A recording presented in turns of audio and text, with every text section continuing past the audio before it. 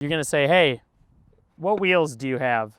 Well, the current wheels that I have are, big fan of this deck. I have my favorite skateboard setup currently.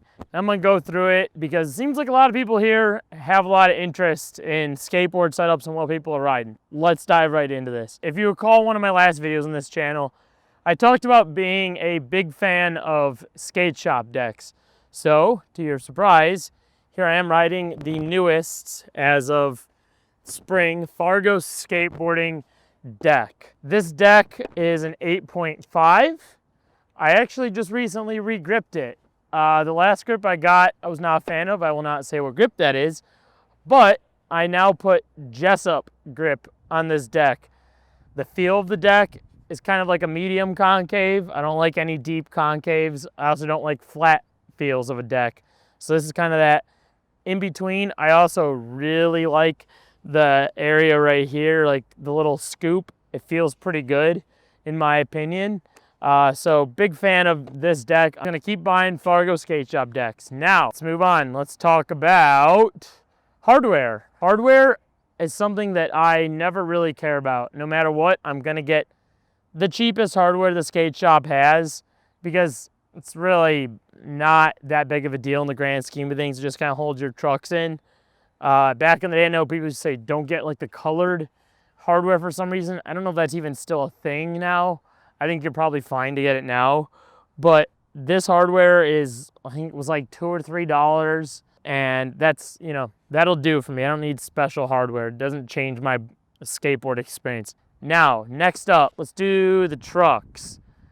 I am forever an independent truck rider. Independents are arguably my favorite because they have a nice weight to them. These are also independents that fit for an 8, I think it's like 825 to 875 width deck. I'm pretty sure it is. I could be a little bit off on that, but anyway, they're trucks that work with an 8.5 deck. And I just like the weight of them. I like the bushings that come on them. The bushings typically have lasted me a very long time without having to replace them or anything. I also like how quickly they kind of wear into how you skate. In the past, I've had other trucks that have taken quite a while to really like get into the way that I skate. And then I'm sitting there, you know, doing a bunch of these, trying to like pivot just so I can get the truck to feel right. That annoys me. These seem to be great. I haven't had an issue. Maybe other people have, but I will always recommend independent trucks. Now, you're going to say, hey, what wheels do you have? Well, the current wheels that I have are the Spitfire lock-ins. These are my favorite thus far. I think when these go bad, I'm going to get another pair of them, but honestly, I've used these wheels a lot. Like, even just for riding through like rocky areas. I'm talking about like on city streets and things like that.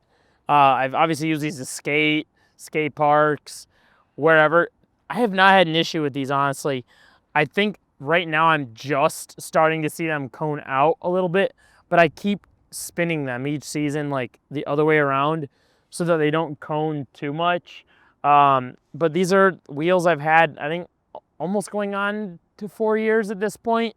So I don't really see a need to replace them, but when I do replace them, I'm going to get these wheels again. I've had other wheels in the past that flat spot pretty quickly that I don't like, or wheels that actually cone out pretty quickly.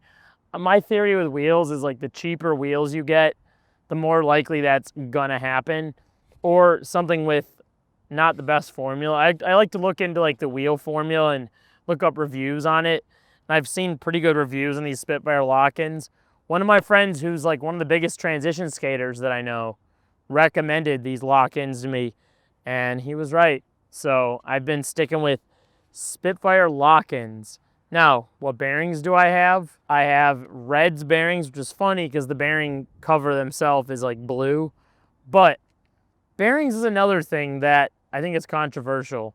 While I think you could spend $150 and get the best bearings out there, it all depends on how you treat them.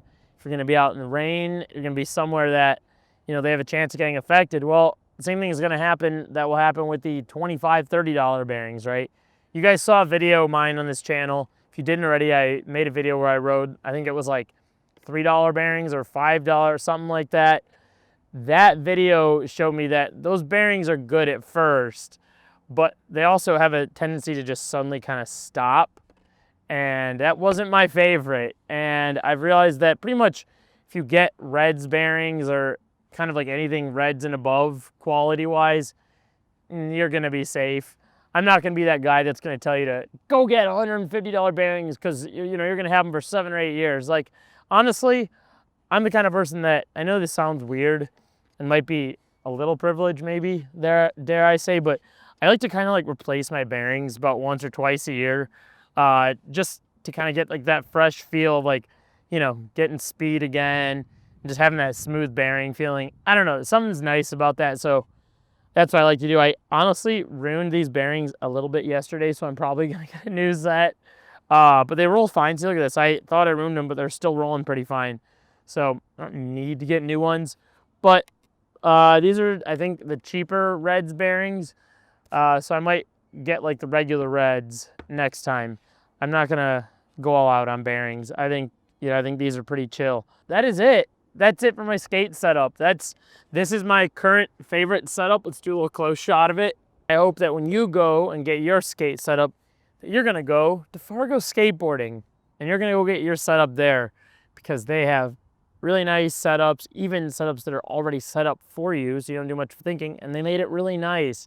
But if you really want to get into the thinking, what I just described to you and showed you, you can get a setup like mine and it'll last you a while, because it's my favorite. So if you have your favorite setup, leave it down in the comments down below. Let other people know what's good out there. I know there's some new trucks that are on the horizon. Maybe I'll make some videos talking about those. There's always new parts popping up, things like that. So anyhow, enough of me yapping. If you're new here, hit that subscribe button, and I will talk to you guys later. And I'll try not to make you guys wait 2 months again. All right, later.